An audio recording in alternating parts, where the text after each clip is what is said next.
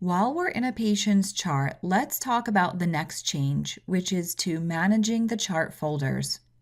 There are two things different with this. The first is where it is located.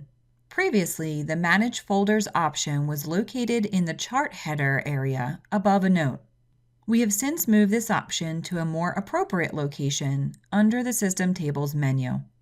So if you need to modify your chart folders, you will now access this dialog from Edit, System Tables, Folder Management, Manage Folders.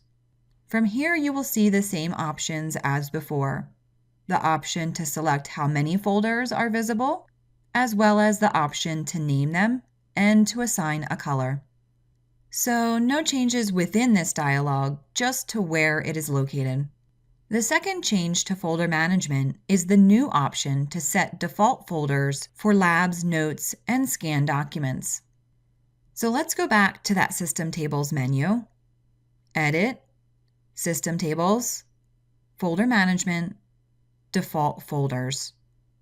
From within here, you will be able to set the default folder that a certain type of note should be assigned to whenever you create a new one. This will save your staff from manually filing the note every time.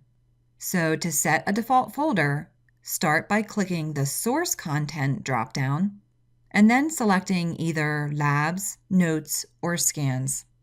For Labs, your only option here will be for all lab results.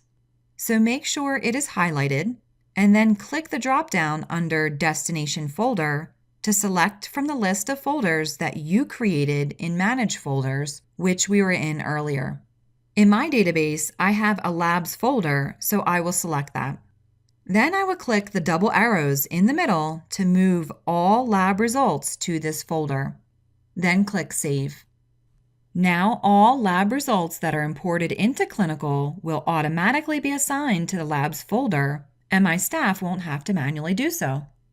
Please keep in mind that this is configuring the folder for electronic labs through an interface, not scanned labs. So next I will configure where each template will go.